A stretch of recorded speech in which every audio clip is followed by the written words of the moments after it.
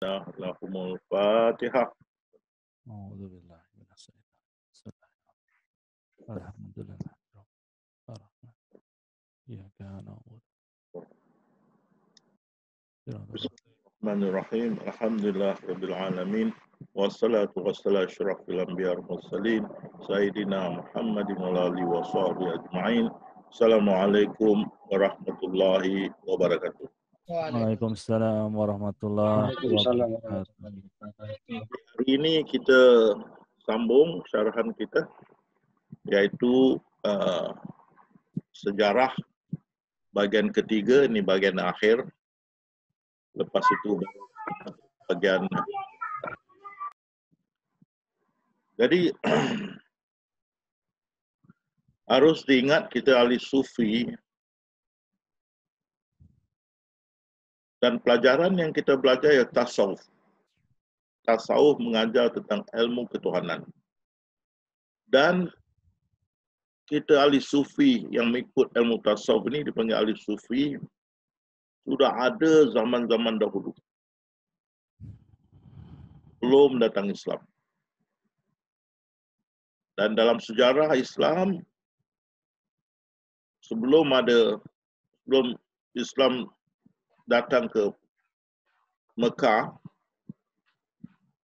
bila kaum Quraisy keluar daripada Mekah, turun seorang ahli sufi tawaf keliling Kaabah.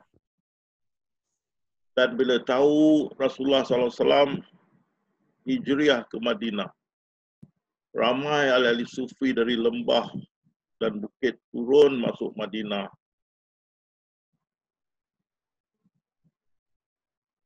Dan memeluk agama Islam di tangan baginda. Jadi ahli sufi sudah ada, tasawuf sudah ada. Zaman sebelum Islam. Ingat tasawuf adalah satu bidang yang mengajar tentang ilmu ketuhanan. Mengenalkan Allah kepada manusia. Jadi setiap nabi-nabi mengajar tasawuf. Mereka mengenalkan Allah kepada umat dia, Tuhan yang satu dan sembahlah Tuhan yang satu. Inilah tasawuf. Awaluddin ma'rifatullah. Tapi nabi-nabi semua nabi-nabi mengajar tasawuf. Sehingga sampai ke Rasulullah SAW. Dan ingat, bila tahu Rasulullah hijriah ke Madinah, turun ahli-ahli sufi yang bertapa-tapa di bukit-bukit, di lembah-lembah, masuk ke Madinah, berjumpa Rasulullah dan meluk agama Islam di tangan Rasulullah SAW. Sudah ada ahli sufi sebelum datang Islam.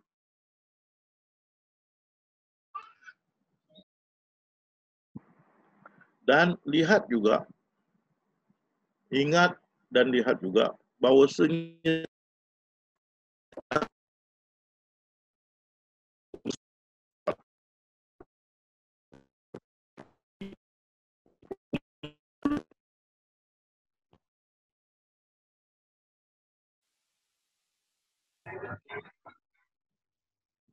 berarti ma'rifatullah ni bukan khusus untuk orang yang ibadah sangat tinggi. Orang tak beriman pun boleh kita makrifatkan seperti nabi-nabi lain.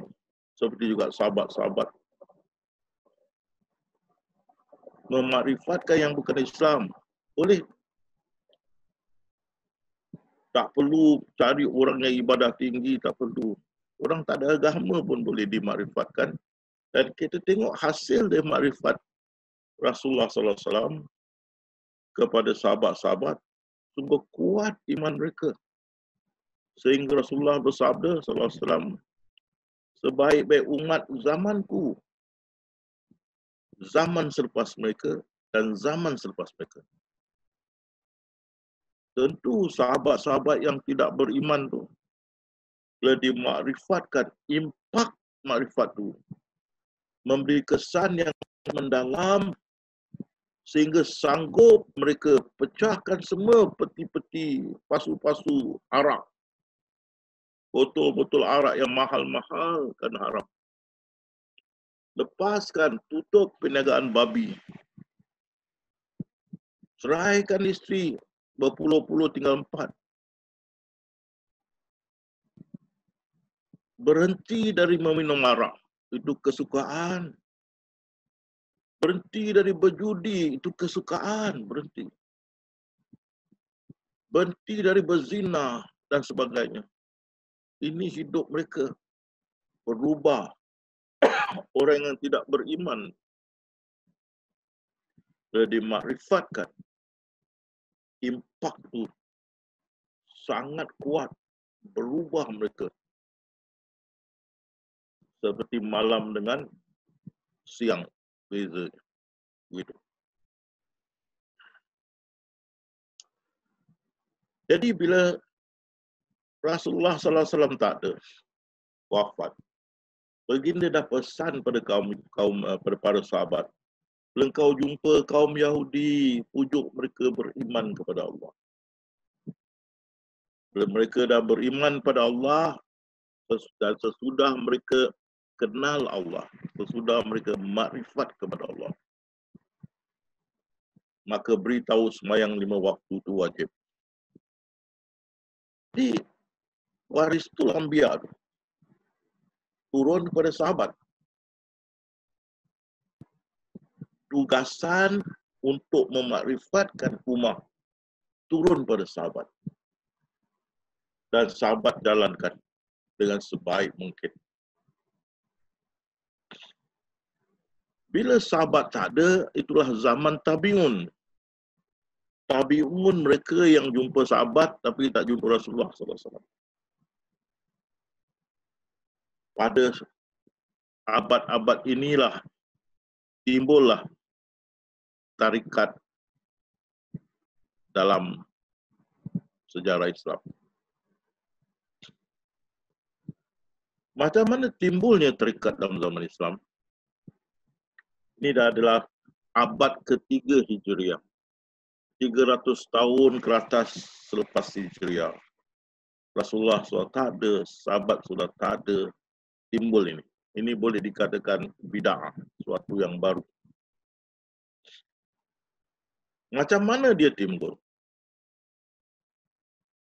Jadi, masa tabi'un, sahabat-sahabat dah tak ada, mereka berkumpul-kumpul kepada tokoh-tokoh yang mereka ingat boleh membantu mereka mencapai makrifatullah.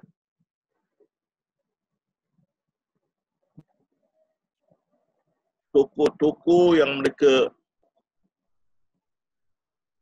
ibaratkan seperti Arif Billah, yang boleh bawa mereka mencapai makrifatullah.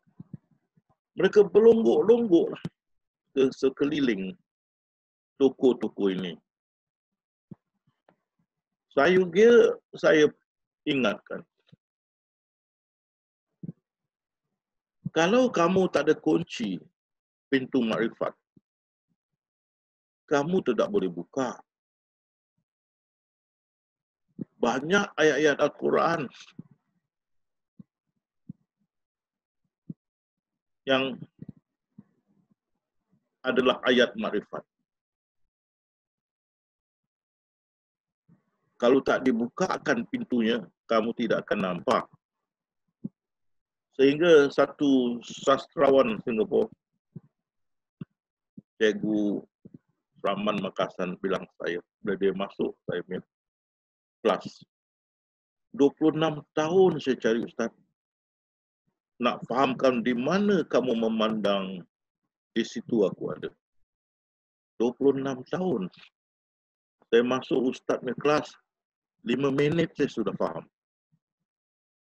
Juga satu wakil rakyat yang sudah retire di Singapura, dia cakap dengan saya cari ulama-ulama terangkan saya maksud Allah Maha Besar.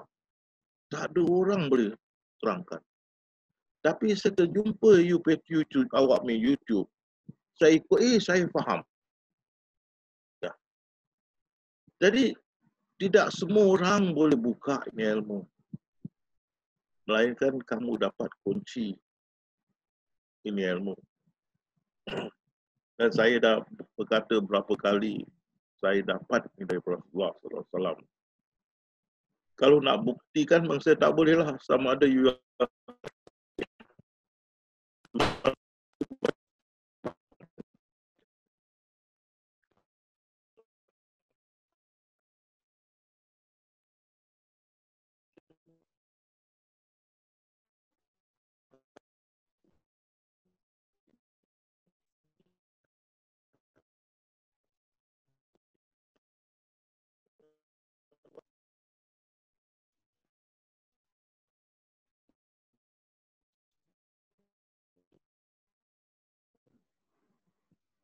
yang hak, yang bersih, yang suci.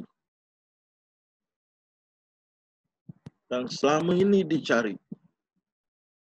Sampai ada yang cari sampai turun sungai waktu bulan mengambang pun ada. Ada yang berguling-guling atas tanah pun ada cari. Berguling atas tanah. Ada yang masuk hutan, keluar hutan. Macam-macam. Tapi ayat-ayat makrifat dalam Al-Quran, mereka tidak bisa buka pintu. Karena saya dapat ini. Mandat Rasulullah SAW. Itu pasal banyak orang berkata, sangat senang Ustaz nak memakrifat. Memang. Di seminar di Semarang, yang pertama-tama, parti ke Semarang lah. Di dalam videonya, saya ada kata, dalam satu pagi, saya bisa marifatkan beratus orang. Sahabat kita sehari Ramadan, hari puasa. Nah, dia kata biar benar ni. Dan dia dengar itu tape. Dan dia akui betul.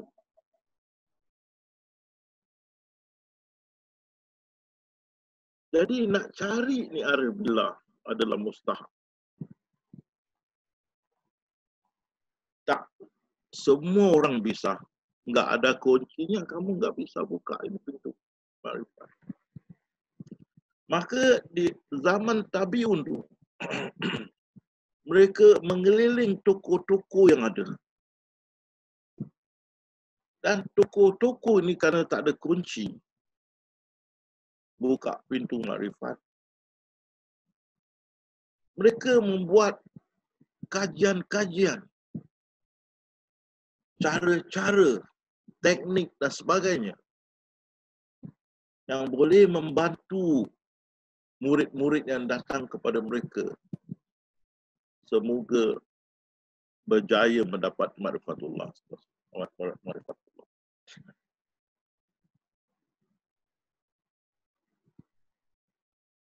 Tengok bezanya. Itu permulaan tarikat. Beza dengan kita tasawuf. Kita buka saja. Itu pasal di London ada dua mursyid. Bila saya buka ini ilmu, anak murid yang tertua bangun. Bagaimana kamu dalam sekejap boleh bisa buka ilmu ini pada kita? Kita sudah ikut mursyid dah 1 tahun enggak faham. Maka mursyid dia bangun. Lepas saya sudah habis minta izin, cakap, saya benarkan. Dan dia berkata, saya amat terpegun ya. Kamu berani buka rahsia akbar. Kalau saya enggak mau buka selagi murid saya belum disucikan. Itu bezanya. Kita tasawuf jalan Nabi-Nabi awaluddin marifatullah. Bagi mereka syariat, tarikat, hakikat, marifat. Syariat, tarikat, hakikat, marifat. Kita tak ada. Awaluddin marifatullah. Terus saya buka. Dan lagi satu mursyid yang di belakang bangun. Kami terimalah cara kami lambat. Dan cara Tuhan lebih cepat daripada kami. Beza tarikat dan tasawuf. Beza. Ingat ni, sahabat-sahabat Kita lain. Kita bukan tarikat. Tarikat tak boleh panggil diri tasawuf. Salah. Dan kita tak pernah panggil diri kita tarikat. Jadi kerana tak ada kunci pintu makrifat, tak boleh buka ayat-ayat makrifat dalam Al-Quran. Mereka cari cara-cara supaya dapat mensucikan pengikut-pengikut mereka dan semoga terbuka pintu makrifat itu pada mereka. Maka mereka keluar dengan macam-macam wirid, macam-macam riadah.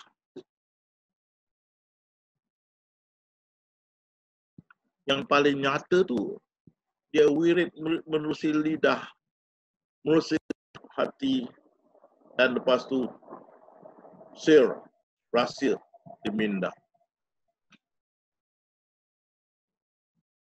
Ini diberi zikir-zikir beribu-ribu untuk kononnya nak mensucikan murid itu melawan 7 makam nafsu. 7 makam nafsu daripada amarah naik sampai ke atas. Supaya dapat mencapai ma'rifatullah. Waduh. Sungguh membingungkan ini. 7 makam nafsu nak diatasi. Ingat, tarikat ni dia bukan mengajar ilmu, dia tak ada ilmu. Tandus dengan ilmu. Yang mengikut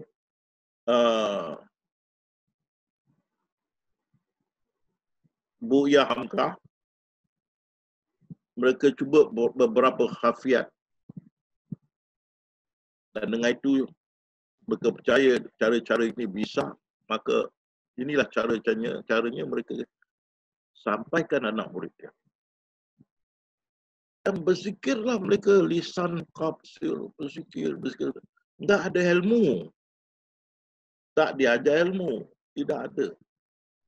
Tarikat ialah sistem. Mana tarikat sistem. Sistem zikir.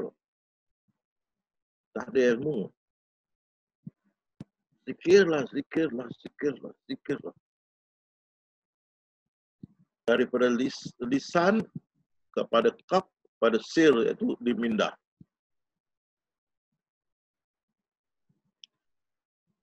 Dan carilah cara mereka, macam mana mereka makrifat itu. Hanya satu buku saja terangkan.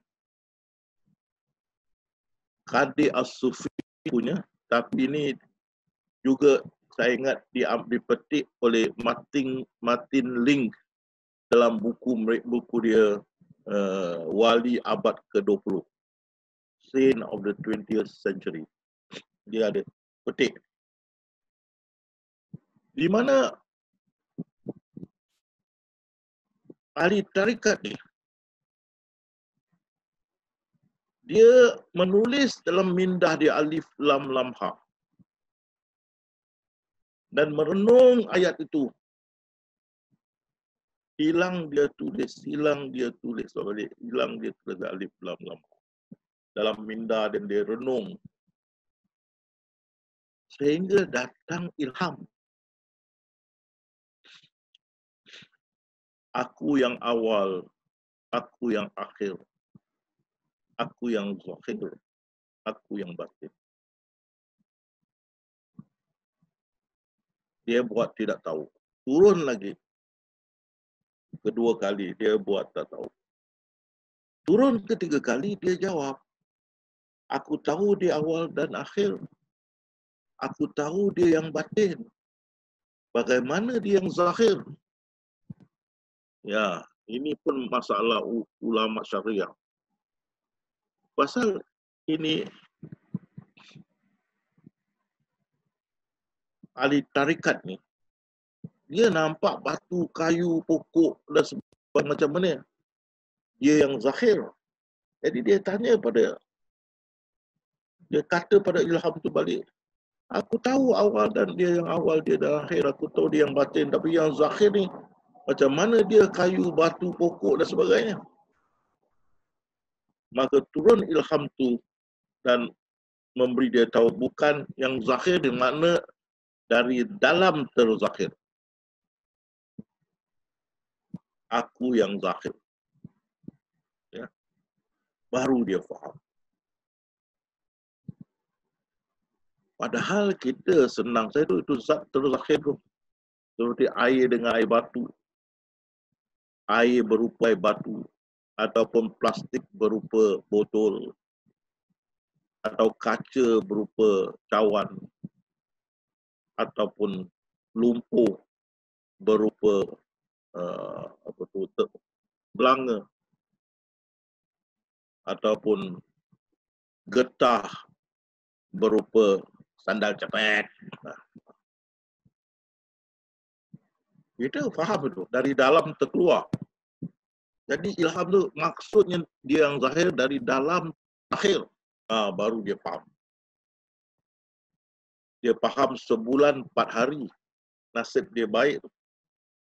Banyak orang berpuluh-puluh tahun menunggu ilham ini. Ada mengikut Imam Ghazali sampai mati tidak turun ilham. Maka mengikut mujtahid Islam Ahmad Syarindi banyak terbengkalai di tepi jalan. Tak sampai-sampai. Pasal 7 makam nafsu belum lagi diatasi.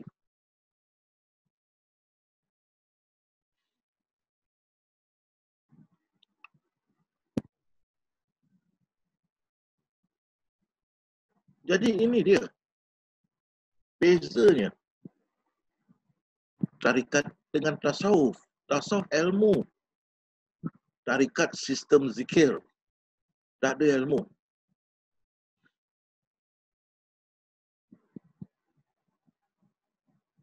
Dan apabila murid-murid dia bising,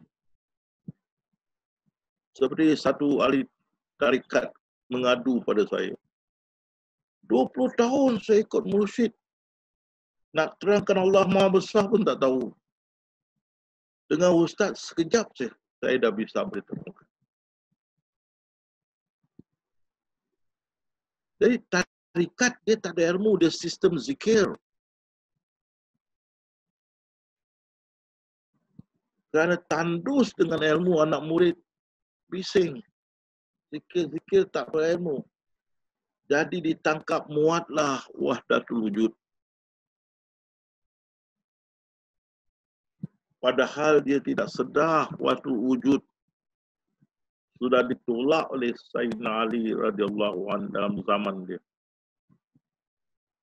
Ketuanya Ibnu Sabah dihalau keluar daripada negeri. Halau ke Madain. Lepas tu anak-anak murid dia dihukum tangkap dan dibakar. Kerana berfahaman wahdatul wujud. Tapi mereka tangkap muat. Kerana tak berilmu. Itu pasal tarikat ada fahaman wahdatul wujud lari. Tak benar. Sesudah itu tangkap kuatlah Nur Muhammad. Jadi yang tarikat dia bercampur ni. Wahdatul wujud dengan Nur Muhammad.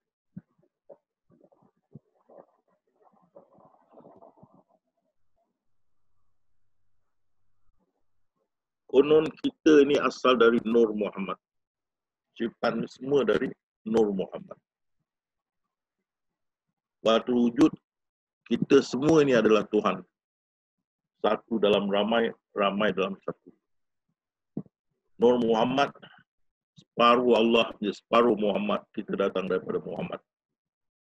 Atau Nur dia. Ini pun tidak benar.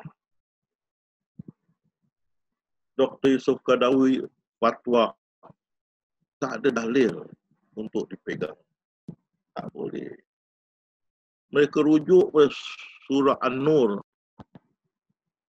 Surah An-Nur berkata, firman-Nya, akulah nur langit dan bumi.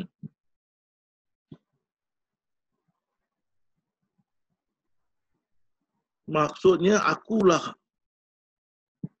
pencipta langit dan bumi. Itu nur itu bukan nur Muhammad. Cahaya langit dan bumi. Allah juga firman, akulah masa. Itu macam mana pula? Itu bukan dari nur Muhammad. Akulah masa. Janganlah mencaci masa. Kerana masa itu adalah aku. Macam mana tu? Maksudnya akulah pencipta masa. Allah tu masa. Dan aku tiup rohku. Bukan roh Allah. Roh Allah ada roh dari Allah jadi macam kita. Hello brother. Dan aku tiupkan roh ciptaanku.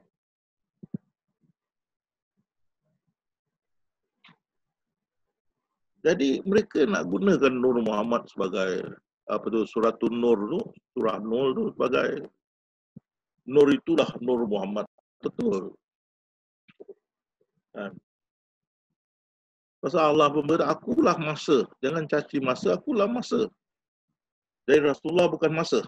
Oh, dia nur dia itu langit, masa bukan.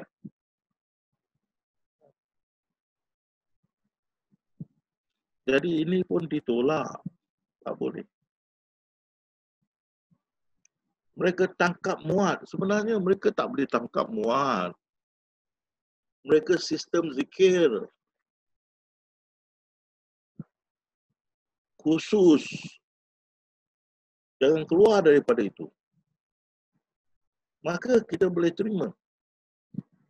Boleh tangkap muat konsep-konsep yang salah ni. Tentu tak boleh.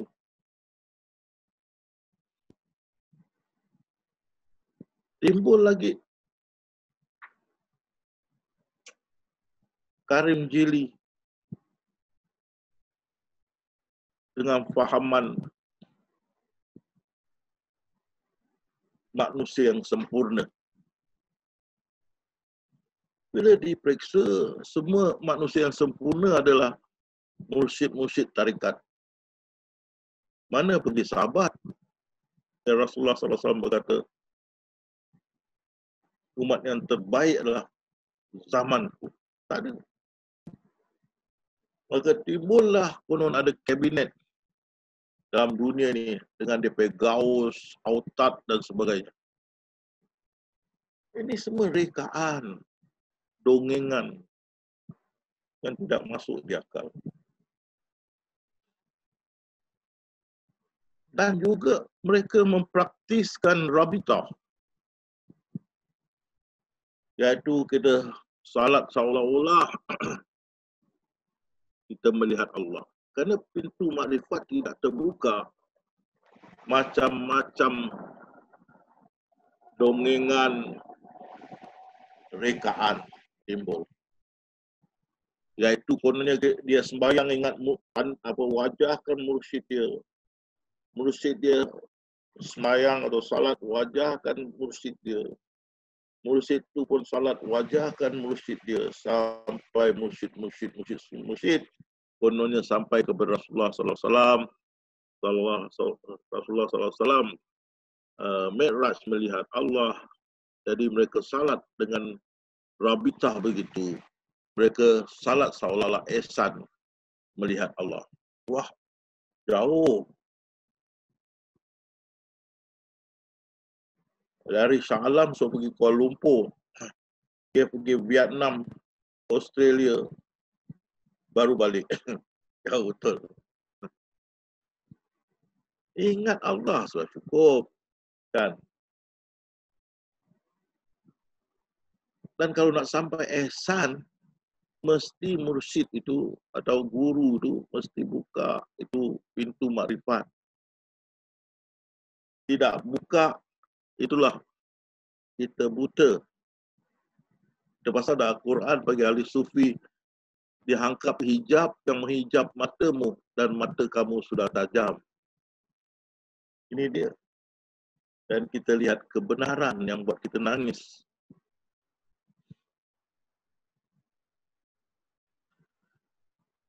Jadi, mau ingat, selagi tak ada kunci, macam-macam lah dongengan, rekaan. Sampai sekarang juga, orang mencari tidak berjumpa dengan Arif Billah, tapi berjumpa Arif Belah. Bukan Arif Billah, Arif Belah. Maka dia kocik kamu. Dia belah kocik kamu. Nak marifat, begini wangnya. Nak tengok Lailatul Qadar, begini wangnya. Wah, itu pakai wang. Kan? Tapi tak sampai-sampai. Tapi kocik dah dibelah. Menipu. Banyak. Kerana tak ada kunci pada pintu marifat. Maka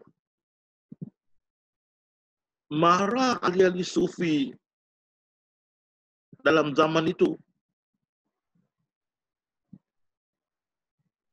Dan mereka mengata ada yang penipu, cuba berlagak sebagai ahli sufi.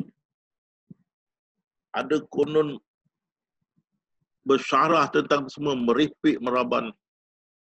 Marah As-Saraj, Kalabadi, Hujri.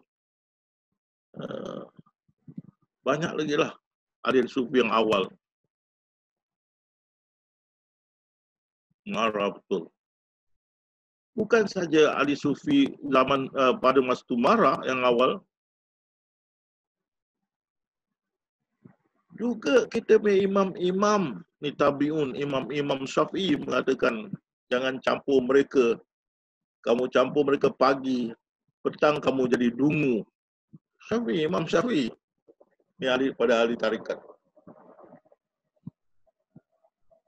Dan Hambali pun tak kasih campur dengan mereka. Dan Maliki kata kalau kamu ada syariah tanpa tasawuf, kamu ini apa tu? Saya dah lupa apa nama dia. Fasik. Dan kamu ada apa tu? Ada tasawuf tanpa syariah, kamu zindik, macam begitulah dia katakan. Imam-imam kita pun Syafi'i, Maliki, Hambali tidak setuju dengan tarikat.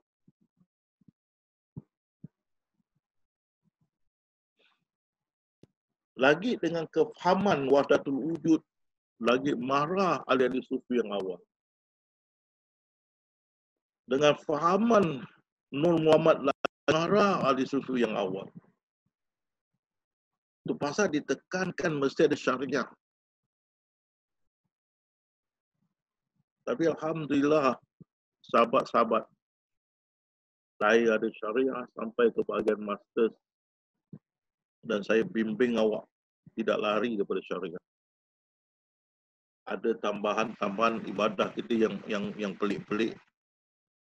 Seperti sembahyang mesti ada terompah, atau mesti sembahyang bawa payung. Ada pelik-pelik. Tak ada. Selain dia fardu, kita malam bersengkang mata tahajud. Tambah lagi tarawih sekarang. Termasuk witir. Siang kita puasa sunat, nak tundukkan nafsu. Dan mereka yang mau mengaji, mengajilah.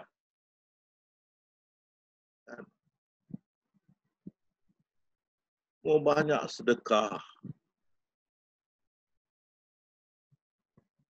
Mau zuhud, hidup sederhana.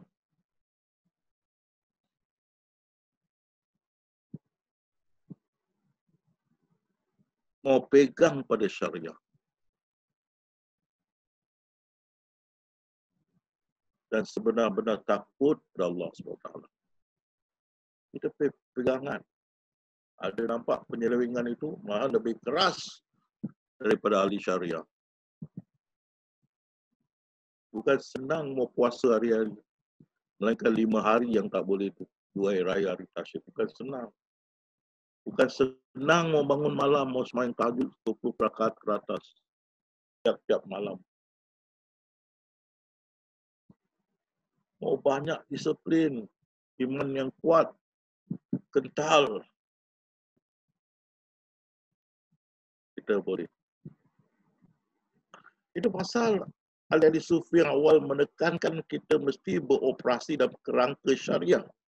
Tak boleh keluar.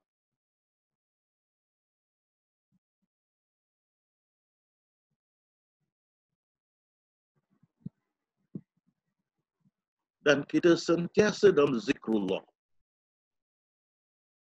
Ibarat lilin yang menyala di waktu gelap.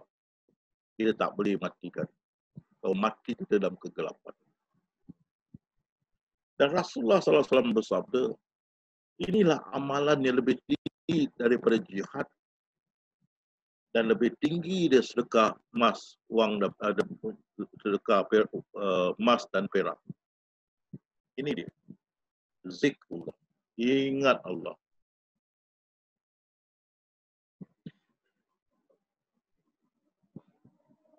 Tapi kerana tarikat, kerana tidak ada ilmu, main tangkap muat, maka banyak tarikat tersesat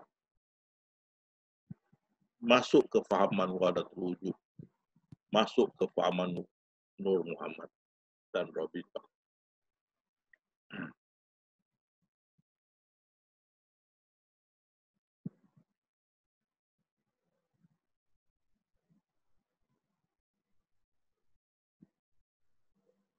Jadi ini masalah masa itu. Guru-guru yang dianggap aribillah ni membuat berapa khafiat ataupun cara-cara dan mereka berpendapat cara-cara inilah dapat membersihkan dan mensucikan muridnya dan akan turunlah makrifatullah kepada mereka. Ini tidak benar. Syekh Alawi dalam kitab dia, Syekh Ahmad Alawi dalam dia punya tarikat Alawiyah, ada diceritakan dalam buku Matin Ling Wali abad ke-20-an ataupun the 20th century saint. Dia bertanya, Martin Ling ni, penulis ni bertanya kepada Ahmad Alawi ni, Mursyid, berapa anak murid kamu yang menerusi zikir-zikir yang kamu beri dapat mencapai makrifatullah? Maka dia cakap kurang daripada 5%. Wah, berarti 95% teratas tidak akan dapat makrifatullah. Itu yang Ghazali berkata 20 tahun dibuangkan masa sia-sia. Alangkah baik kalau mereka mempelajari sesuatu yang boleh beri manfaat kepada mereka. Dan juga Imam Ghazali banyak juga yang mati tak tercapai makrifat tapi hidup dalam hayalan sehingga mati. Itu yang lebih dari 95% ini yang tidak dapat. Jadi Martin Ling tanya pada ni Ahmad Syarindi. Jadi yang tak dapat ni 95% ke atas, apa yang mereka ada? Maka Syekh Ahmad Maulwi berkata mereka dapat zikrullah. Mana zikir-zikir dia, wirid-wirid dia. Maka Martin Ling kata, apa guna wirid-wirid ni kau tak kenal Allah? Dia kata wirid-wirid ini dapat menenteramkan mereka. Itu saja. Dan dalam saya berdakwah daripada 1990 saya berdakwah, bukan baru. Daripada 1990 saya sudah berdakwah. Dan saya dapat nilai ilmu tahun 1978. Dan saya sudah faham ini ilmu dan sudah start baca dan bikin rekod, simpan rujukan. Dan Quran tu keluar masuk berkala-kala, bertahun.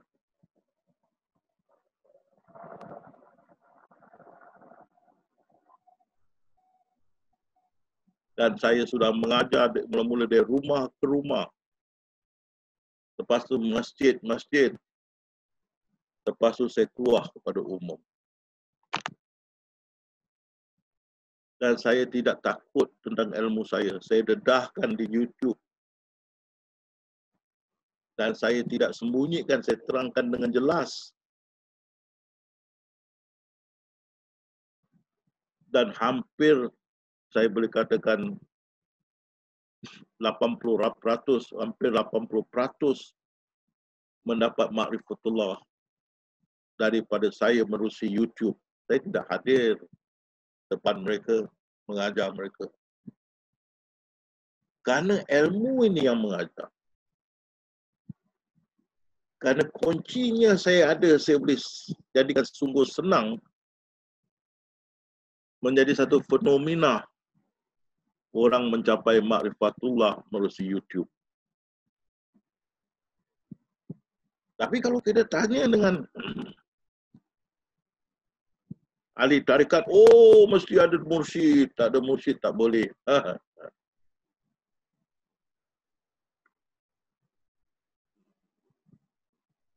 Ini semua tak betul.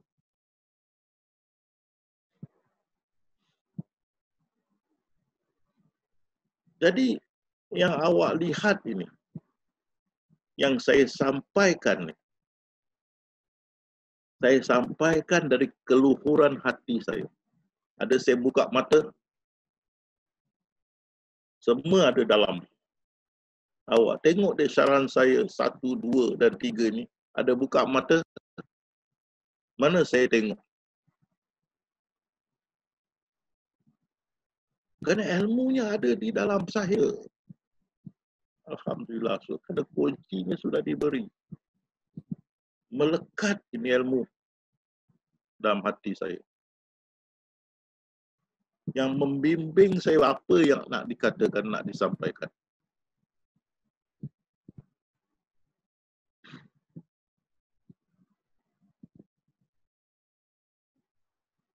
Dan kalau awak rajin dengar saya punya syarahan ini, dan awak buka, syarahan ni ada dalam YouTube juga, awak boleh tengok apa yang saya katakan, ada rujukan dia.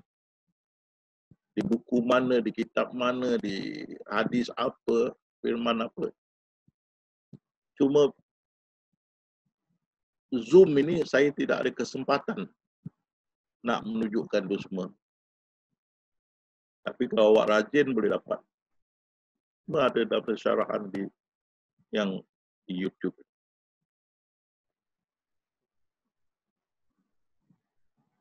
Saya sudah faham ini ilmu tahun 78. Tapi susunan dia saya tidak tahu. Saya tak boleh mengajar tapi saya faham. Bila jumpa Rasulullah 1990, dia kasih saya mandat dan kunci untuk mengajar, baru susunan ni nampak jelas dan senang. Dan tahun 1990 saya start mengajar dari rumah ke rumah. Mereka yang pertama-tama belajar dengan saya mengatakan, senang lah. Makrifat, senang lah. 2 jam. Bila ahli tarikat dengar, sangat marah. Masuk seminar saya, mau buktikan. Saya ingat di Johor, turun ahli tarikat. Saya seminar di hotel dekat Pasar Lakin, Seri Malaysia. Mereka jerit-jerit. Bukalah. Apa tunggu? Bukalah. Dia jerit-jerit. Cakap sabarlah. Saya mau cakap pasal sejarah. Dah habis saya cakap pasal sejarah, mereka jerit dia. Bukalah. Apa tunggu? Cakap sabarlah, saya nak makan, lapar. Dah pukul 1 lah. Makan mereka, batang balik. Saya cakap, sekarang saya mau buka.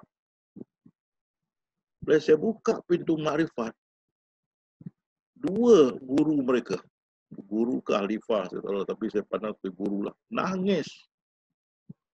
Dengar saya buka, mereka faham, nangis.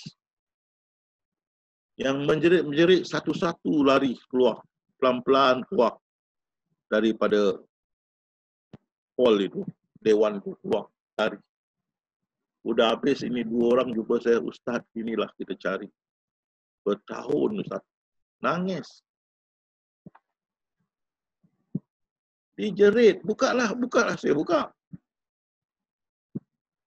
Memang saya buka, setiap seminar saya buka. Dan di YouTube juga saya buka. Itu pasal ramai daripada Malaysia, Indonesia, Sabah, Sarawak, Brunei, Australia, banyak lagi. Boleh ikut YouTube. Mereka makrifat. Tanpa kehadiran saya. Inilah ilmu Allah hantar dari sisi dia. Ini bukan hak saya. Kalau saya nak marifatkan, tentu saya marifat orang yang pangkat-pangkat tinggi. Senang saya. Bukan saya suka. Marifat ni adalah anugerah Allah Subhanahu Wa Taala. Kalau dia tak nak beri, kamu buta lah. Atau dia tarik balik, buta lah kamu. Tapi itu bukan saya punya masalah. Saya semuanya menyampaikan.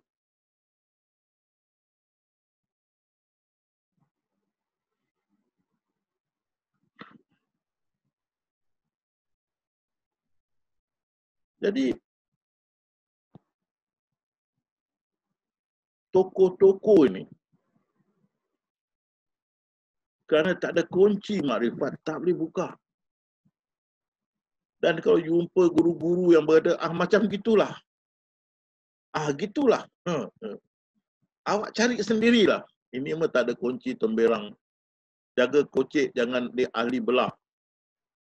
Kalau you tak jaga kocik pun kena belah.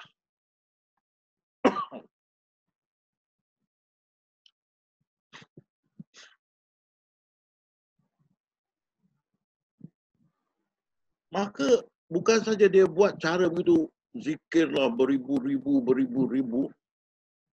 Mereka tak nak guru anak murid mereka lari. Boleh jadi masuk kencang saya, dia ahli belah kan.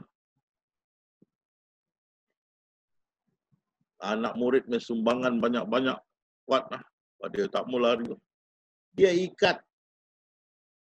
Maka kamu kena baiat dengan gurunya atau mursyid. Apa tu baiat? Janji setia. Sehingga mereka menyatakan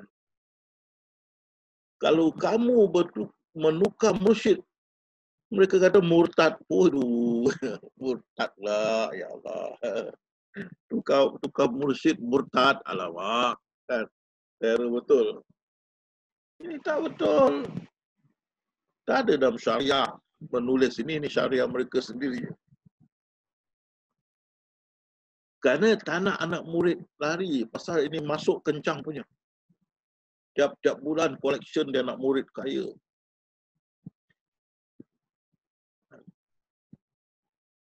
Bukan untuk dana dakwah, tapi untuk mereka. Kekayaan untuk mereka. Kita yang sebenar dakwah pada Allah. Kita mengkocik pun kena belah. Kerana Allah Subhanahu Wa Taala.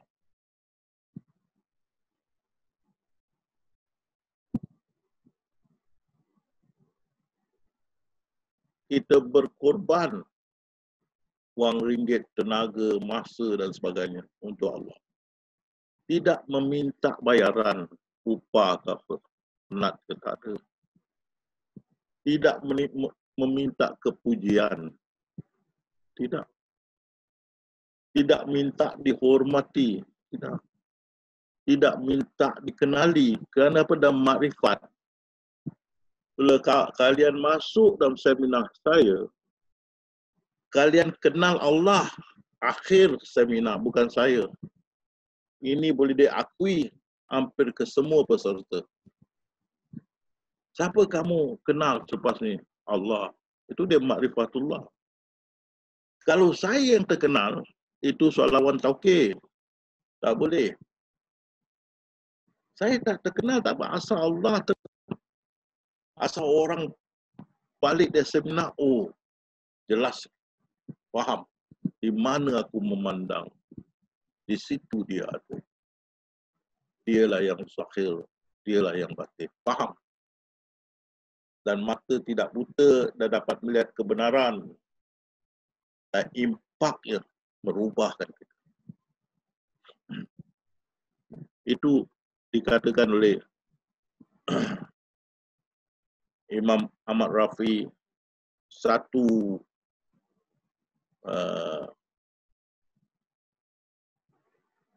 kesedaran yang jati yang buat kita berubah.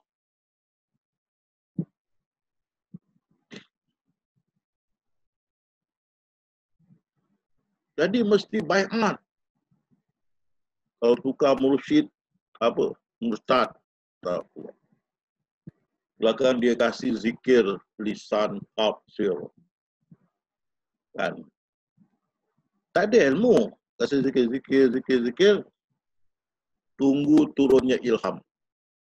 Tadi saya tangga macam mana ilham tu turun aku yang awal, aku yang zahir batin. Tunggu itu. Itu yang Syekh Ahmad Alawi, Tariqah Alawi agak dekat 97% tidak dapat. Ke bawah dia 5% saja sampai. Mana ilham itu turun yang membuka untuk marifat.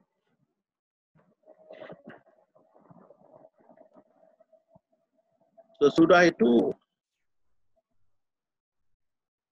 maka diadakan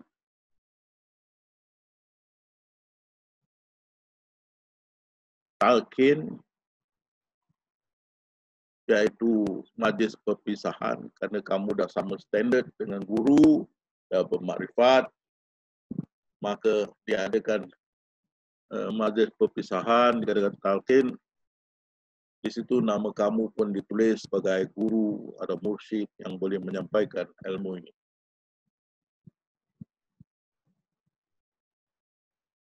Itu cara tarikat lah. Tengok dalam situ. Ada ilmu, ada tulis ilmu.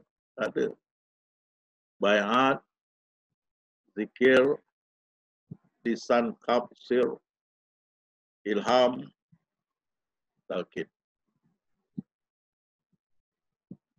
Tak ada ilmu. Ini dia sebenar tarikat melawan tujuh makan nafsu.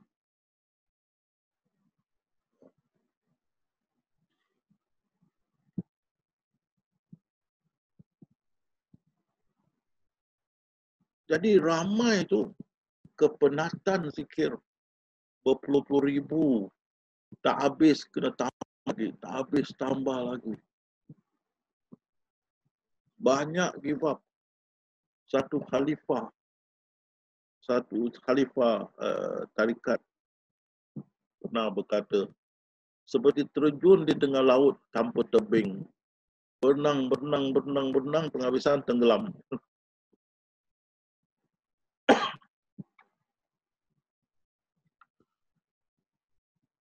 Bila tarikat, dia amalkan zikir saja. Tak ada masalah. Tak ada masalah. Dengan ahli syariah, tak ada masalah. Atau dengan ahli tasawuf, tak ada masalah.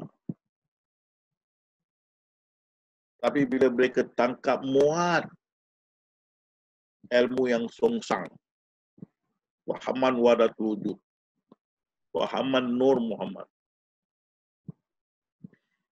terutama wahaman wadatul wujud. Oh, dia boleh zikir sampai dia fana, tak sadar diri. Belakang diri bersatu dengan Allah. Fana fillah. Lepas tu dia jadi Allah, baka fillah. Kekal. Wah, hebat.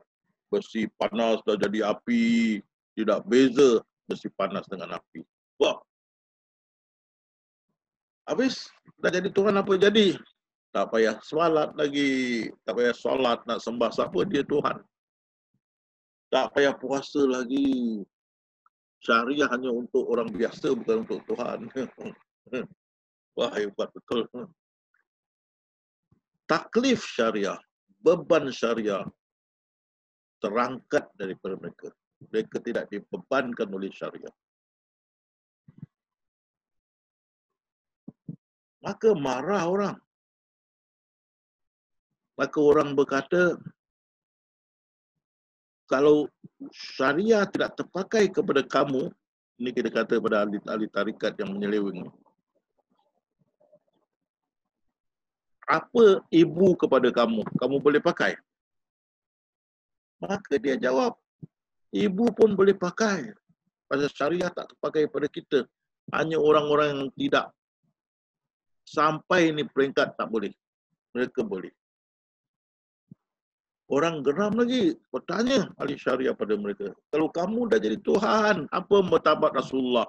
Pada kamu di atas ke di bawah. Kalau kamu dah jadi Tuhan, ini soalan best.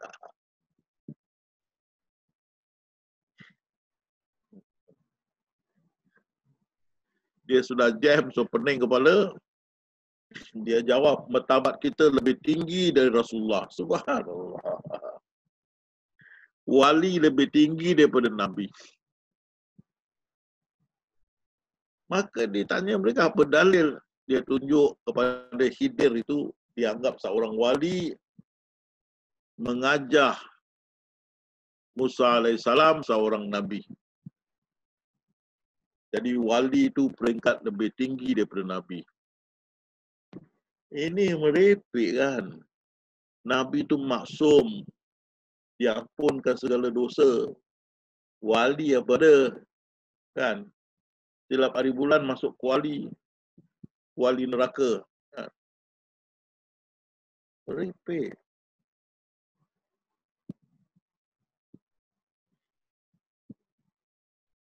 Ini fahaman wahdatul wujud. Maka ditanya lagi mereka, tunjuk pada bangkai anjing. Itu pun dia. Maka dia berkata, dia ucap, itu pun dialah, siapa lagi? Astagfirullah. Itu pun Allah. Sini saja konsep dia salah. Kita yang sudah makrifat, kita mesti nafi isbat. Selagi kita nampak bangkai itu, kita tidak boleh lihat rahsia dia. Bila kita sudah tak nampak bangkai dia, baru kita nampak rahsia di sebalik. Itu panggil nafi isbat. Kalau orang tunjuk pada najis, tak boleh. Jadi mereka tidak faham.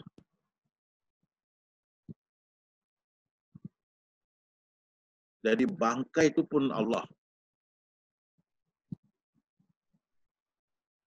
Selagi kau nampak bangkai, bangkai lah. Kau tidak bermakrifat.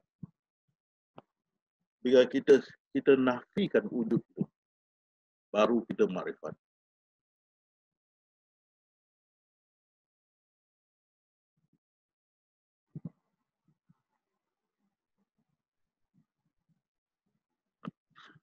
Jadi ini dia pahaman yang menyeleweng. Dan Nur Muhammad telah ditafsirkan itu satu Nur itu cerita pasal Nur Muhammad itu tak betul. Dr. Yusuf Qadawi pun tak setuju. Itu cerita Allah ada pencipta nur langit dan bumi. Seperti akulah masa, mana aku pencipta masa, bukan Allah tu masa.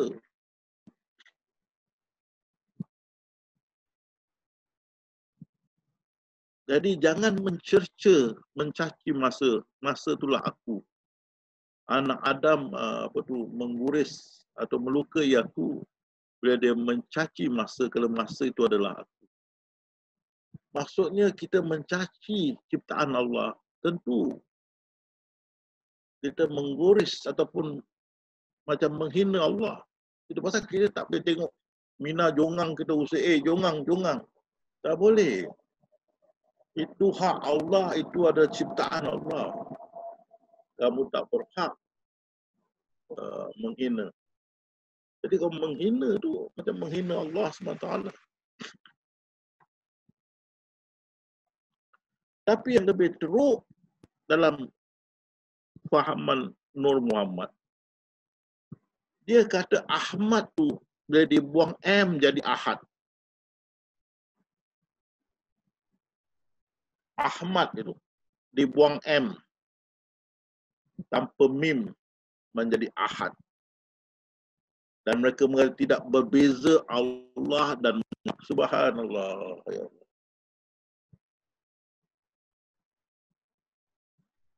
Ini pening kepala ni ya. Diorang sudah jadikan Rasulullah tu Allah atau separuh Allah. Ini yang Bu Hamka berkata. Mereka sudah menaik tarafkan Rasulullah seperti Nabi Isa. Nabi Isa jadi anak Tuhan. Dah betul ni. Salah. Ini konsep Nur Muhammad. Konsep wahdatul wujud. Ini adalah penyelewengan dalam ahli-ahli tasawuf seperti Mansur Al-Halaj, Syekh Siti Jenar. Dan kita tahu Ibn Arabi pun dihukum.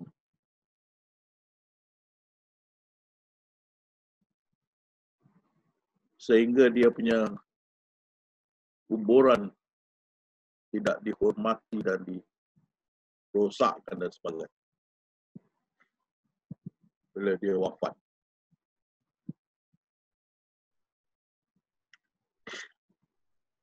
Ini adalah penyelewengan daripada ahli tasawuf, bukan ahli tarikat. Mereka bukan tarikat. Masuk Al-Halaj dihukum mati oleh seorang sufi juga, Junaidi Al-Baghdadi.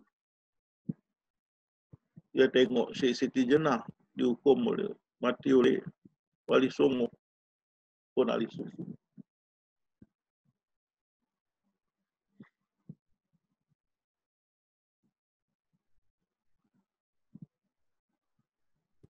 Amat berat ni.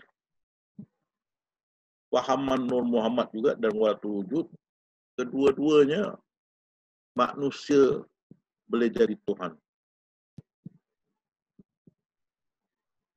Seperti saya katakan, kalau kita manusia boleh jadi Tuhan, maka matahari pun boleh jadi Tuhan. Dia pun ciptaan. Kalau diajak ke lawan ludah, mau tak? Siapa benang dia jadi Tuhan. Mau tak?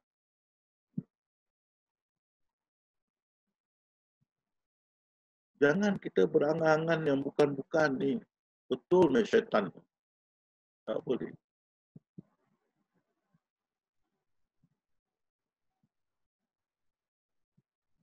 Jadi fahamkan sahabat-sahabat.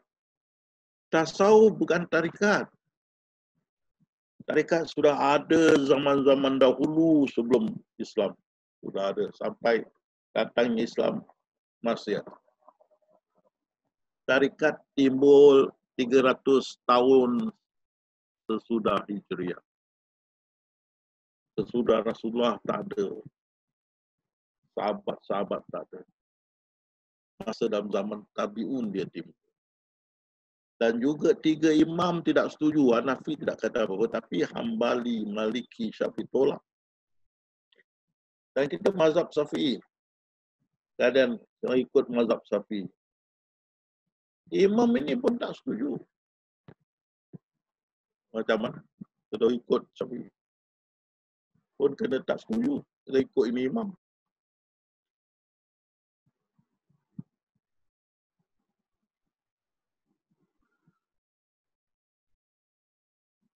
Dan bila orang sudah dengan berapa khafiat ni, dan orang sudah baiatkan mereka yang datang dengan mereka, supaya tidak lari.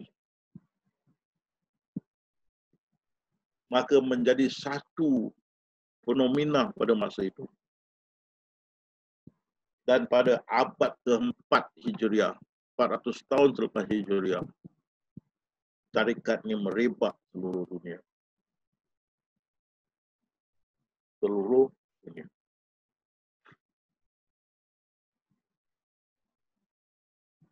Tapi Alhamdulillah, yang kita bawa tasawuf jalan Nabi-Nabi ke hadapan, sudah kita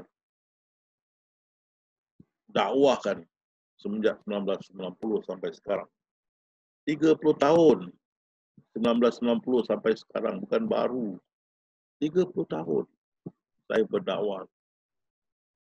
Dan tahun 2020, saya start 1990. Ramai sudah bermakrifat. Alhamdulillah.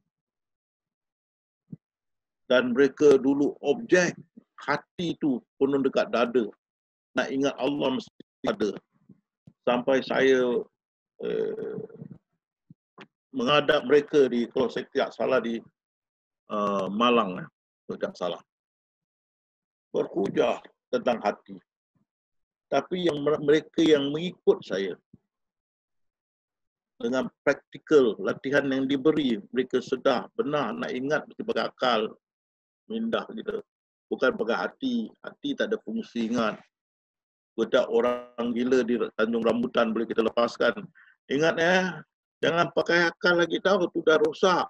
Pakai hati Nak ingat tu pakai hati. Tanya hati nak naik bis apa ke pakai hati. Mana boleh? Kan? Alhamdulillah, lama kelamaan orang setuju. Nak ingat Allah dengan mindah. Bukan dengan hati yang tak ada fungsi ingat. Dan kita terangkan. Alhamdulillah, sekarang banyak dah menerima. Dan kita terangkan juga, makrifat ni boleh kepada sesiapa juga. Tak semestinya peringkat tinggi, tak semestinya syariat, tarikat, hakikat, makrifat, tak payah. Orang kafir tu, orang kafir yang Rasulullah dakwah, nabi-nabi lain dakwah, orang kafir.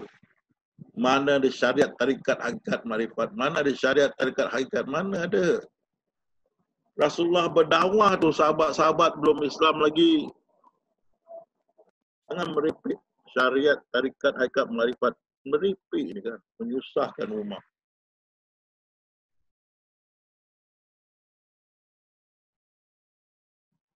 Itu mereka bicara. Dengan itu, kita sudah boleh rasa perkembangan mereka sudah slow down. Sudah turun. Di Malaysia, di Singapura, di Malaysia, dan sekarang akan dirasakan di Indonesia dan lain-lain tempat. Turun. Pasal pertama, tak berilmu. Kedua, tak kesampaian lebih dari 97%. Ketiga, orang penat. Zikir beribu-ribu, tak ada faedah. Dan tak sampai-sampai nak sampai 7 makam nafsu. Orang fed up. Pasal dah try berpuluh tahun, tak sampai. Maka sekarang, Alhamdulillah, sedikit demi sedikit sudah masuk dalam tasawuf jalan Nabi-Nabi. Di mana kita sudah kenal yang tinggal ibadah. Tidak aku jadikan jin dan manusia, melainkan ibadah. Macam mana ibadah? Ikut Rasulullah bersyariah. Ikut syariah. Jangan tambah, jangan kurang. Melainkan ada dalilnya.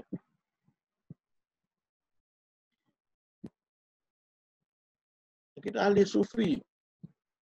Kita malam bersengkang mata, siang berlaparan. Ahli sufi. Dunia tidak menjadi hambatan pada kita. Kita zuhud. Hidup kita, itu dia. Dengan zikrullah. Ingat Allah.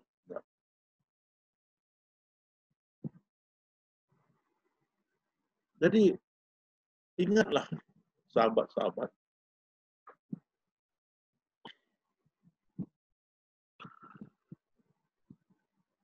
Beza tasawuf dengan tarikat. Ingat, ada dulu percubaan nak mengatakan tarikat itu tasawuf. Tapi banyak dari kita berjamaah masuk seminar itu dah hentam. Akhirnya mereka setuju tarikat bukan tasawuf.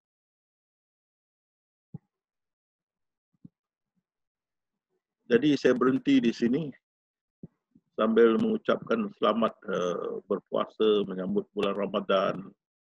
Semoga dikuatkan iman kita bersama hingga habis bulan Ramadan. Dan semoga dikuatkan iman kita bersama terus menerus hingga akhir hayat kita. Jadi saya berhenti di sini. Kalau ada apa-apa pertanyaan, taufik wal hidayah. Assalamualaikum warahmatullahi wabarakatuh. Waalaikumsalam warahmatullahi wabarakatuh. Alhamdulillah. Terima kasih Ustaz. Warahmatullahi wabarakatuh. Baik, untuk selanjutnya seperti biasa kita buka sesi pertanyaan. Ada sahabat-sahabat yang ingin bertanya dipersilakan. Namun sebelumnya ada sedikit informasi. Mungkin bagi sahabat-sahabat yang belum tahu bahwa video-video Ustadz yang terakhir seminar ahli sufi di Surabaya sudah rilis di awal bulan Ramadan ini. Mudah-mudahan bisa menemani sahabat semua di bulan Ramadan ini. Di sana cukup jelas dan detail berikut rujukan-rujukannya. Mungkin bagi sahabat yang ingin mencari terlebih dalam mengenai ahli sufi bisa membuka di YouTube Yamas Indonesia. Baik, berikutnya silakan bagi teman-teman yang ingin bertanya dipersilakan seperti biasa langsung open mic atau angkat tangan sambil mengucapkan dari mana nama. Silakan.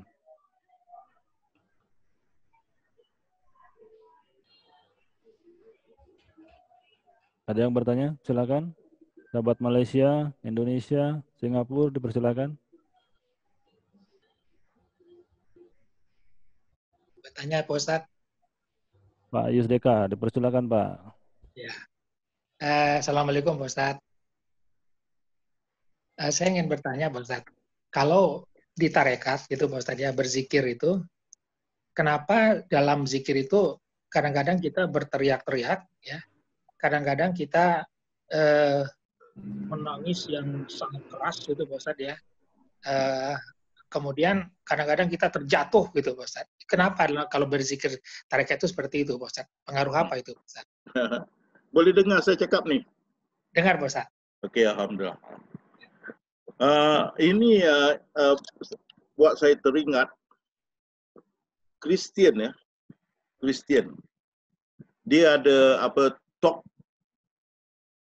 in the tongue dia panggil. Cakap dengan lidah. Talk in the tongue. Dia macam gitu juga tau. Dia macam tak sadar orang, maka dia cakap bahasa lain dan rebah dan sebagainya. Syaitan lah. Kan? Syaitan buat kita rasa wah enak. Macam orang minum arak. Syuk. Jadi nak buat kita rasa sebenar-benarnya kita begitulah. Kan? Jadi kita nak tengok zaman Rasulullah ada macam begitu. Tak ada kan sahabat tak ada buat gitu. Kita tak boleh. Jadi kadang-kali pun saya tidak cakap siapa-siapa tapi kita ada tengok juga di mana gurunya ada simpan jin dan jin dia juga memain peranan. Kan? Kadang-kali diri kita sendiri yang sangat sensitif. Jadi perkara begitu pun boleh berlaku. Tapi awak tengok zikrullah saya ajar. Senyap saja kan. Ya, kan. Orang tak tahu yang kita dalam zikrullah. Ini zikrullah dalam senyap. Orang tidak tahu hanya kita dengan Allah. Seperti wais kanan tidak dikenali oleh dunia, tapi oleh Allah dan malaikat-malaikat. Seperti Khidir tak dikenali. Senyap saja. Jadi tidak menghairankan apa yang kita lalui ini, agama lain pun lalui sama. Sama juga ini yang Pak Deka cerita tu. Saya tengok dia pakai talk in the tongue. Dia macam tak sedar diri, tak sedar. Wah, tergoleng-goleng ke tanah ataupun collapse. Dan mereka akan cakap bahasa yang aneh. Ya. Begitulah. Jadi tidak menjadi sesuatu yang mesti kita kagumkan lah. Yang kita mesti kagumkan kalau kita bisa duduk ingat Allah sentiasa. Itu yang best bagi saya. Itu jawapan saya Pak Deka. Pak Deka sihat ya? Ya, makasih Pak Ustaz. Oh ya, alhamdulillah. Ada lain pertanyaan? Halo. Halo Rizal Bakso. Baik, yang lain? Ya. Oh, Bang. Silakan, Bang. Ya, mau tanya. Ini Assalamualaikum abangku sayang. Ya, terima kasih. Ya. Untuk sahabat-sahabat juga semuanya salam sejahtera. Ini bertanya kurang lebih seperti pertanyaan Bang Deka kurang lebih. Saya belum pernah masuk Torekoh, tapi kakek saya memang guru Torekoh dari dulu, tapi alhamdulillah saya belum pernah masuk dan memang tidak mau masuk, apalagi setelah saya bertemu dengan ilmu ini yang dibawa oleh abang. Ya. Itu yang membuat saya jadi tanda tanya. Orang Torekoh pada umumnya kalau disodorkan ayat Al-Quran, mereka sudah nggak mau. Mereka tolak. Ini apakah faktor jin juga atau seperti apa fenomena ini? Itu saja pertanyaannya. Ya, itu bagus tuh. Pasal apa macam dibuntukan pikiran mereka oleh syaitan lah. Mereka terbawa-bawa ini. Jadi ayat Al-Quran tu dah tak mau lagi. Mereka lebih kepada mursyid. Sehingga saya berjumpa berapa ahli tarikat, mereka tidak sangat mementingkan melainkan syafaat guru. Mereka percaya di belakang hari syafaat guru mereka akan masuk surga. Jadi mereka tidak penting. Dan mereka ada juga mereka punya syariah. Seperti mesti taat pada guru. Kalau nampak guru minum arak, maka jangan dicerita dengan orang. Kerana arak tu sebenarnya adalah madu. Dan bila dia minum, dia akan buang air kecil, keluar madu untuk semut-semut. Ini ada dalam kitab lah. Dan kalau dia berzinah dengan isteri kamu, jangan bilang orang itu mata kamu nampak isteri kamu, sebenarnya isteri dia. Ini ada dalam kitab. Kan? Jadi dia ada syariah sendirilah. Kan? Yang tidak boleh kita terimalah dari segi syariah Islam, tak boleh. Jadi dengan itu mereka akan apa-apa pun mereka akan putuskan sesama sendiri. Tidak balik pada Quran. Jadi kalau tak kamu tunjukkan Quran, dia tak nak terima. Itu saya punya jawapan. Okey. Alhamdulillah. Alhamdulillah. Ya, baik. Alhamdulillah. Ya, saya jadi teringat apa yang dikatakan Bang Deka bahwa memang di pintu depan ini banyak-banyak keanehan gitu, hiruk pikuk. Jadi kalau kita terlalu banyak di pintu depan memang bakal menjumpai hal-hal yang seperti itu. Baik, sahabat yang lain ada yang ingin bertanya, dipersilakan. Masih ada kesempatan. Bang Bayu. Dari mana Pak? Siswantoro. Siswantoro. Oke, Pak Bang Siswantoro, dipersilakan. Bang Sis. Assalamualaikum Pak Ustaz. Jadi begini Pak Ustaz, saya mau menggarisbawahi apa yang tadi Pak Ustaz jelasin, bahwa di dalam tarekat itu ada 7 level nafsu yang mereka coba taklukkan. Level-leveling kan mereka menentukan level syariat, tarekat, hakikat, dan ma'rifat. Ya. Sementara kita tahu yang namanya tarekat ini bukan tasawuf, hanya sistem zikir saja. Ya. Nah, kalau mereka belum paham tasawuf, Sementara tasawuf mereka perlukan waktu bertahun-tahun sampai terbukanya suatu pintu sehingga mereka dapatkan. Tapi kebanyakan mereka tidak dapat.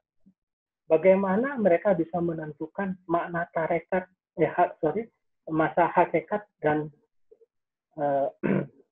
marifat yang ada di dalam konsep tarekat.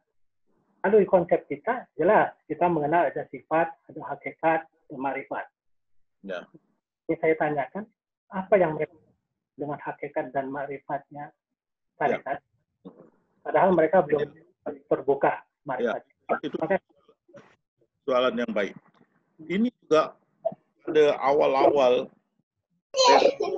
ilmu, saya nak fahami ini.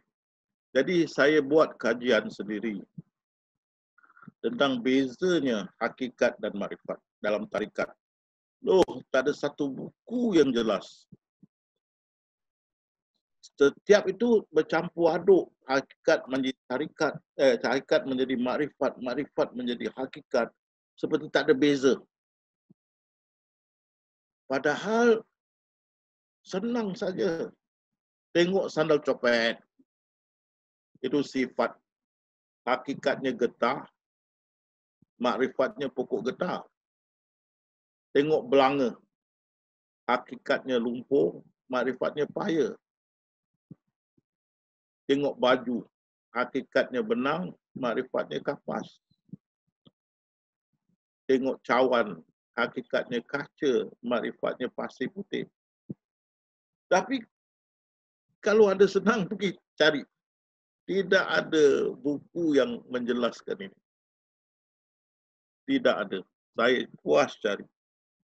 Nak tahu mana bezanya pada hakikat dan makrifat dalam tarikat tak ada. Dan dalam buku biasa pun tak ada. Tapi kita ada buku Profesor Abu Bakar Aceh, buku tasawuf, dia ada tulis hakikat saling dapat mengenalkan makrifat. Kat situ saja. Stop. Buya Hamka pun begitu juga. Tidak diterangkan. Okay. Jadi tidak ada penjelasan yang sungguh jelas hakikat dan makrifat. Ya. Itu saya punya jawapan. Ya. Cukup, Pak Sis? Ya, alhamdulillah. Ya, memang betul, Ustaz. Jadi bagi saya yang Ustaz sampaikan masalah hakikat makrifat itu begitu jelas, Ustaz. Jadi dengan analogi-analogi yang simpel memudahkan kita untuk memahami. Kalau sebelumnya di jalan Nabi sepertinya tidak ada batasan-batasan yang jelas gitu, yang membuat kita malah semakin bingung gitu. Karena karena Ya. saya sudah ada kunci. Ya, gimana Ustaz? Karena saya ada kuncinya, saya boleh terangkan, jelaskan dan bukakan. Ya. Itu bezanya lah. Betul, Ustaz. Jadi cuma kamu nak yakin tak nak yakin lah. Saya kata saya sudah beri mandat dan kunci Rasulullah. So saya boleh buka ni. Kamu cari buku-buku lain tak ada. Cuma kamu mau yakin tak yakin saya lah. Kalau kamu yakin, kau tengok pada ilmu ni yang saya sampaikan, benar tak benar. Itu saya punya keramat, pun nak tahu saya punya keramat, itulah ilmu dia. Ilmu saya, seperti Rasulullah SAW, Al-Quran, saya ilmu ini. Itu keramat saya. Yang dapat memarifatkan dah beribu orang. YouTube, Alhamdulillah. Ya, alhamdulillah. Baik, masih ada waktu beberapa menit. Dipersilakan. Halo, Mas Bayu. Ya, dari mana Pak? Dari dari Madura. Oh, dari Assalamualaikum Pak Ustadz. Dari Madura. Silakan Bang. Waalaikumsalam. Yang saya tanyakan pada Ustadz Husain sekarang, kalau di Madura sebelum kenal ilmu tasawuf biasanya diajarkan di sekolah-sekolah itu sifat-sifat Allah itu yang 50 itu, yang sifat wajib dan sifat muhal itu, Ustaz. Itu bisa diterangkan itu awalnya dari mana, Ustaz? Oh, ini adalah dulu saya tengah bersyarah di pulau dekat dengan Batam, apa pulau tu ya? Dia ada Tanjung Pinang. Tanjung Pinang. Tanjung Pinang, Ustaz. Ya, Pinang. saya bersyarah di masjid yang besar sana. Masjid apa saya dah lupa. Selepas tu datang kumpulan yang mau berhujang dengan saya tentang ini. Rukun apa ni, sifat-sifat ni. Saya kata senang. Sebelum kamu mau berhujang dengan saya, ini yang kamu belajar ni adalah bid'ah. Sesuatu yang timbul selepas Rasulullah, selepas zaman sahabat. Tak ada. Mereka terus tak jadi. Satu yang bid'ah. Perkara baru. Takkan Allah bersifat 50 saja kan? Atau 20 saja kan? Merepek. Kan? Mereka terus tidak mau. Jadi kalau orang mau keluarkan nak berdebat, ini perkara bid'ah. Nak beri apa saya berdebat? Sesuatu yang baru. Timbul lepas zaman Rasulullah, zaman sahabat. Tak ada. Tak ada. Kan? Jadi ini bid'ah. Jadi saya tidak inilah. Tapi kalau awak nak saya terangkan, sebut satu-satu sifat ni saya boleh terangkan. Tapi tidaklah Allah tu kita rangkumkan hanya dia sifat-sifat ini saja. Ada yang kita tidak tahu. Pasal Allah tu tidaklah kita boleh ketahui semua tentang dia. Dia ghaib. Maha ghaib. Dia hanya kita mau kita tahu apa yang mesti kita tahu. Tapi daripada itu tidak ada, tidak boleh. Dari sahabat-sahabat bertanya Rasulullah, hanya Tuhan dan Rasulullah saja tahu. Jadi tentang itu 50, kalau awak nak saya terangkan satu persatu, sebutkan, saya akan terangkan. Kalau nak berhujah, tak payahlah, itu perkara bid'ah. Itu jawapan saya. Ya, baik. Terima kasih Ustadz, sudah jelas. Oke, baik. Masih ada yang akan bertanya? Dipersilakan. Saya mau nanya. Assalamualaikum. Pak Ahmad Syukuri ya? Ya. Assalamualaikum warahmatullahi wabarakatuh. Oke, silakan Bang. Gini Ustadz, dulu guru saya pernah bilang, katanya kalau urusan marifat, dibilang iblis itu lebih marifat dari manusia. Oh ya. Sepertinya ada yang bilang begitu katanya. Untuk urusan marifat, iblis itu lebih marifat kepada Tuhan daripada kita. Dia bilang seperti itu. Itu yang pertama. Yang kedua, bagaimana agar kita senantiasa zikrullah, selalu ingat Allah. Itu aja pertanyaan saya. Yang pertama itu apa ya? Ya saya tak dengar betul. Itu ada yang mengatakan bahwa untuk marifat, iblis itu lebih marifat dibanding manusia. Apa pernyataan itu benar atau bagaimana gitu? Karena katanya iblis itu lebih kenal Tuhan lebih dahulu daripada manusia. Ya, sudah tentu iblis itu kenal. Juga malaikat mengenal. Iblis itu pada permulaan dia ada dalam golongan malaikat, walaupun dia daripada api. Namanya Azazil. Dan dia menjadi ketua malaikat. Tentu dia kenal. Dan juga dia diperintah Allah sujud pada Adam. Itu pasal nabi-nabi tidak dihantar kepada mereka. Tidak dihantar kepada mereka untuk kembalikan mereka mengenal Allah. Tidak. Kerana mereka sudah kenal. Sudah kenal. Itu pasal kalau kita tengok dalam Al-Quran, dalam bahagian Perang Badar, maka mereka boleh lihat tentera-tentera gaib.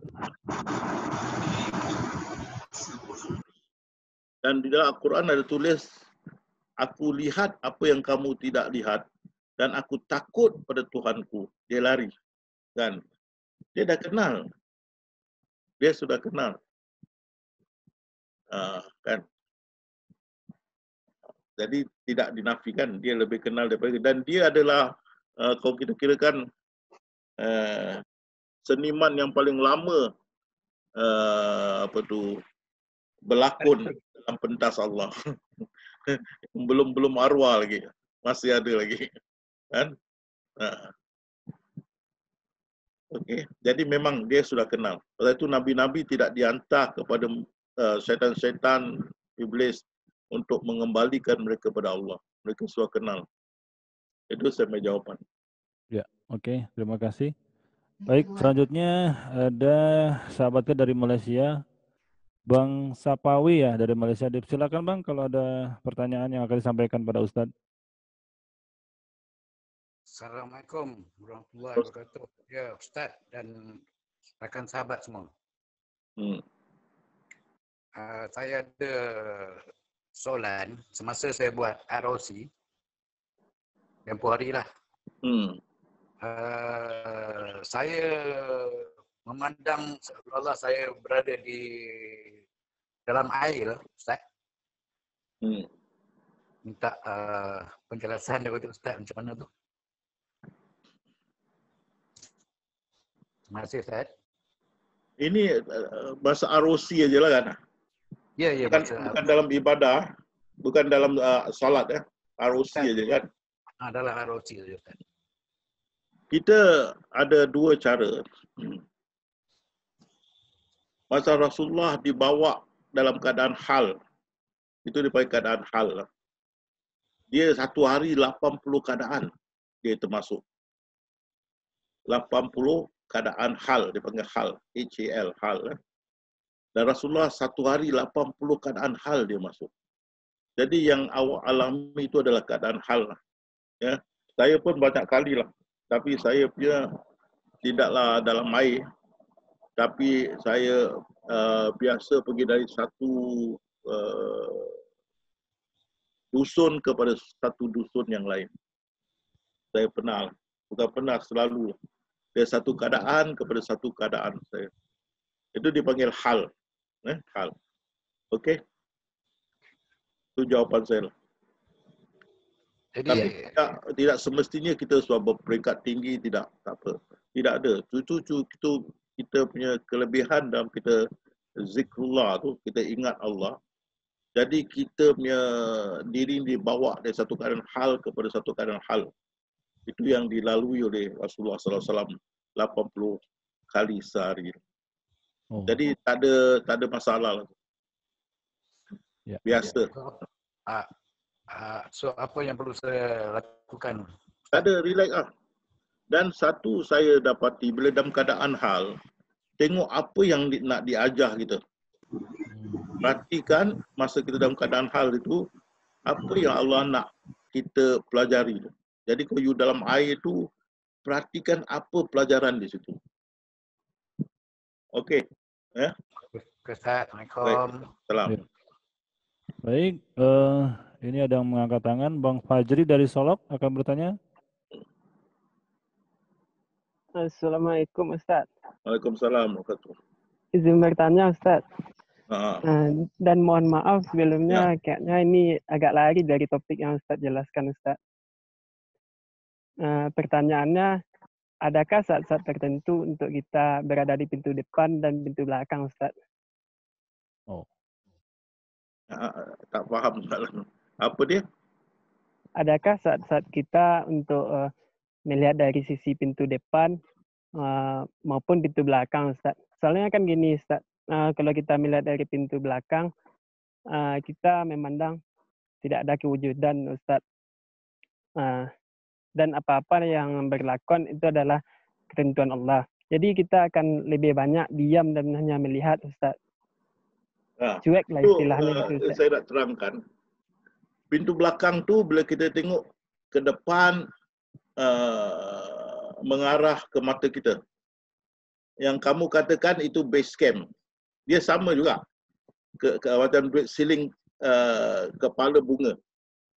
Kalau you menghadap ke belakang, hanya dengan Allah, itu base camp. Tapi you boleh duduk, you boleh pusing ke depan. You duduk kat base camp, tapi mata you pandang depan. Iaitu pandang ke corong mata kita. Tapi you boleh duduk di base camp, pandang ke belakang. Itu you dengan Allah. Tapi kalau you boleh pun duduk, pusing ke depan, itu pandang pintu depan. Faham tak? Dia ada depan belakang. Paham ini? Insyaallah Ustaz. Insyaallah Ustaz. Okey. Kalau kamu Terima tak nak kasih, tengok pintu depan, pusing tengok belakang aja. Terus. Ya, Ustaz. Okey, jangan tengok depan. Ya, Ustaz. Ya. Okey. Terima kasih Ustaz. Ya. Ya, kalau boleh menambahkan Bang Fazri, kalau di Iya, mungkin Bang Fazri bisa lihat nanti di YouTube Ustadz di seminar ahli sufi yang di Surabaya, itu di bagian ibadah ada begitu lengkap lah, begitu detail teknik-tekniknya, mungkin bisa dilihat kembali di video tersebut. Iya Bang, makasih Bang. Oke, waktu sudah pukul 10 malam.